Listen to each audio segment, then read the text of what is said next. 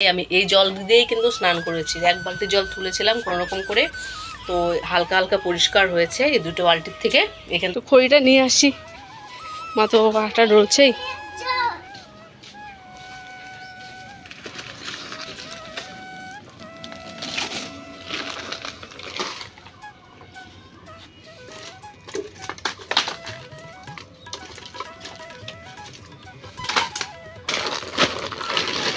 চলো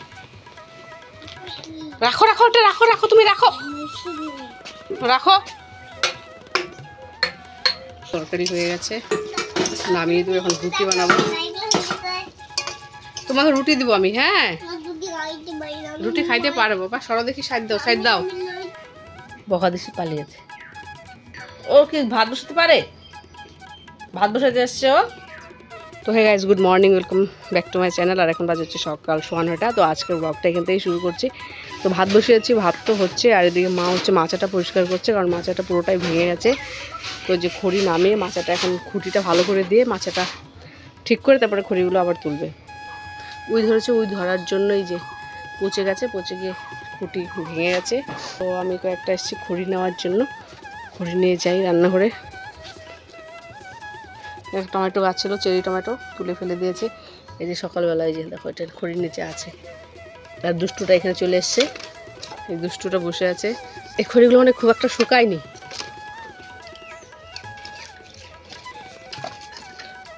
চলো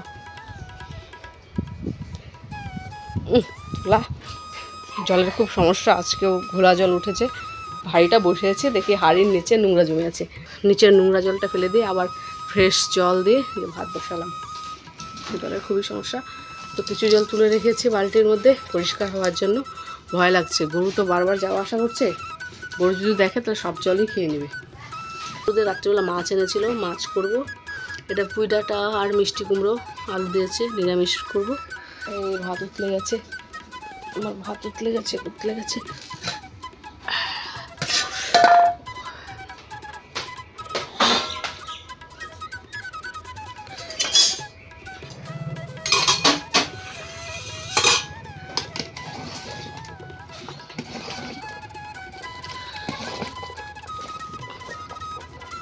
ভাতটা হতে কিছুক্ষণ টাইম লাগবে, তো ভাতটা হোক, আমি মশলা পাতি করে নিই, মশলা যা যা আছে লাগবে করে নিই। তো এখন বাজে হচ্ছে 10:25, মোটামুটি রান্না কমপ্লিটের পথেই। কোয়াশ ভাজা হয়ে গেছে, আর এখানে মাছের ঝোল বসিয়েছি, মানে ঝিঙে আর আলু দিয়ে মাছের ঝোল হচ্ছে এখানে। আর এখানে নিরামিষ সবজিটা বাকি আছে, তাহলেই হয়ে যাবে। আর ভাজিনি, এভাবেই দিয়ে দিব। রাত্রেবেলা 4 জনের 4 পিস ছিল, আর আজকের জন্য 4 পিস রেখে দিয়েছিলাম।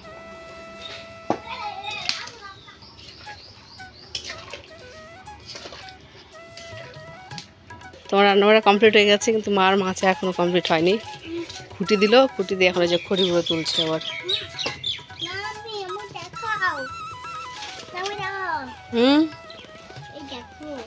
এই দেখো ভাত খাচ্ছে, ভাটির মধ্যে নিয়ে ভাত। পড়ে যাবে তো, এই যে ঢং, এই যে ঢং, বসে খেতে হয় না? ইয়াম। হ্যাঁ ওটা তো বেশি হলোই, খড়িটা রাখা তো চাল ছুঁয়ে যাবে। অনেকটা উঁচু হয়ে গেছে, আগেরটা নিচুই ছিল, এখন আবার দেখি ভালো উঁচু হয়ে গেছে। এই যে পরে, এই যে পরে রে, এই যে পড়লো।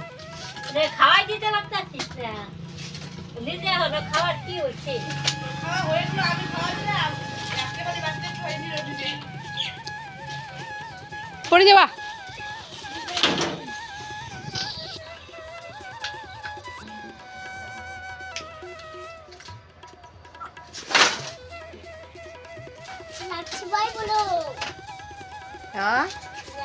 হ্যাঁ খড়ি তুলে, তুমি খড়ি তুলে তুমি কি করো? হ্যাঁ, আর তুমি শুয়ে পড়লো এখানে?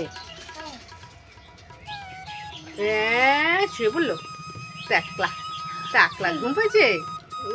আর হাতের মধ্যে নোংরা মুখ আঙুল দিও না, ঠিক আছে, নোংরা যাওয়ার ভালো হবে। লাইট অফ করো। এই টাকলা দিনে বেলা লাইট জ্বালিয়ে রেখেছে। লাইট অফ করো। কোনটা লাইট? এটা তো এখানেই ছিল। আর দেখো জলের অবস্থা, একটু জল নেই কুয়াতে। আচ্ছা কারোরই স্নান হয়নি। এই দেখো, না মা করেছে, না আমি করেছি, না গুড্ডু ভাই রাজকুমারী স্নান করেছে। দেখো জলের কি হাল। একটু আস্তে আস্তে স্থির হচ্ছে জলটা, পরিষ্কার জল হচ্ছে হালকা। জলের ভিতরে প্রচুর নোংরা, প্রচুর নোংরা। এই দেখতে পাচ্ছ খুবই নোংরা জলের ভিতরে, অনেক নোংরা, দারুণ নোংরা জল। ভিতরে তো আরও নোংরা আছে। কুয়াতে জল নেই একদমই, হাফ রিঙেরও কম জল আছে। বালতি ধরবে না ঠিকঠাক। এই দেখো, তো তুলে রাখলাম, যখন পরিষ্কার হবে তখন স্নান করব। মা তো স্নান করেনি, পূজাও দেয়নি। তো মাকে বললাম থাক, এখন স্নান করো না, খেয়ে নাও একটু। সকাল থেকে খাইনি এখনও পূজা দেওয়ার জন্য। তো বললাম যে খেয়ে নাও, এখন আর এই জল দিয়ে পুজো দিতে পারবে না। আমরা যেরকম সেরকম করে হয়তো স্নান করে নিই, খেয়েও নিচ্ছি, কিন্তু ঠাকুরকে তো আর দেওয়া যায় না নোংরা জল। তো মাকে বললাম যে পরেই করো, যদিও স্নান করার মতো হয়ে যায়, কিন্তু পূজা দেওয়ার মতো জল নেই, একদম ঘোলা। আর লঙ্কা রোদে দিয়েছি, রোদ এখনও পাচ্ছেই না এখানে, ভালো লাগছে না। আর গরমে রান্নাবাড়া তো হয়ে গেছে অনেকক্ষণই, মার ওটা কমপ্লিট হয়ে গেছে। এ দেখতে পাচ্ছ মাচা কমপ্লিট, খড়িও তোলা কমপ্লিট, জায়গা পরিষ্কার করে রেখে দিয়েছে। ওকে রাত্রেবেলা কী হয়েছে, তো আমাদের সবারই খাওয়া দাওয়া কমপ্লিট হয়ে গেছে। তো ঘরে যাচ্ছি, তো মা এখানে মুখ ধুচ্ছিল, মুখ ধুয়ে না দাঁড়িয়েছিল এই যে জায়গাটাতে। বলে কী রে ওইটা কালো কালো, যেই জায়গাটাতে কী রে কালো কালো যাচ্ছে। যেই না এই কাঠটা সরেছে হাত দিয়ে, দেখে একটা গোমা সাপের বাচ্চা। হ্যাঁ, মানে এখন গরমের দিন যেখানে সেখানে সাপ থাকে, মানে ছোট বাচ্চা, বাপরে কেমন করে যাচ্ছে।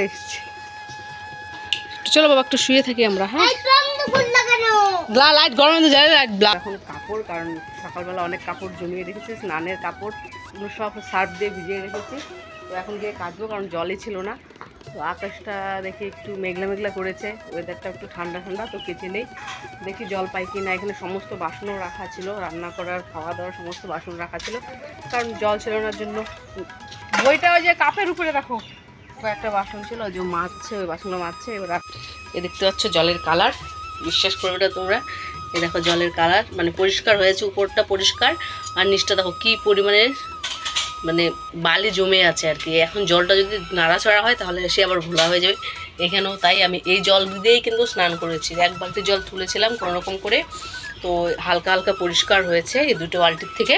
এখান থেকে পরিষ্কার হয়েছে, অল্প তুলেছি, এখানে পরিষ্কার হয়েছে অল্প তুলেছি, মানে বালতি ভর্তি কাপড়। এই কাপড়গুলো এখন কাচবো। 5টা যেহেতু বেজে গেছে, হাওয়াও ছেড়েছে, যদি হালকা একটু জলটা ঝরে যায় তারপরে বাড়িতে নিয়ে রেখে দেবো। তো চলো আগে কাপড়গুলো কেচে নেই।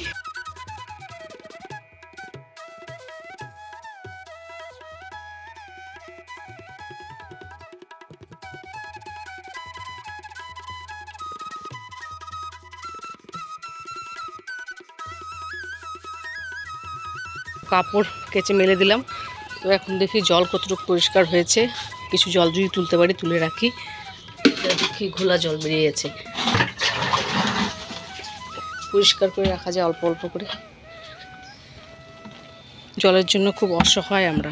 ভাবছি উঠানটা ঝাড় দেবো, কিন্তু কি করে ঝাড় দেবো, যে হাওয়া ছেড়েছে। স্নানের আগে ঝাড় দিয়েছিলাম, তারপরে দেখি হাওয়া ছেড়েছে, হাওয়াতে দেখো পাতা পড়েছে। থাক, এখন আর দিব না ধুলোর মধ্যে, কালকে সকালে একবারে। পাতা একদম বারান্দাতে চলে এসে, জুতাটা পরিষ্কার করতে যাচ্ছে আর হচ্ছেই না। জলও নেই, জলও তো নোংরা জল, রোদও সেরকম নেই। তো রেখে দিয়েছি বারান্দাতে। ওগুলো আমার ঘুমাচ্ছে, ফ্যানটা একটু কমিয়ে দিলাম।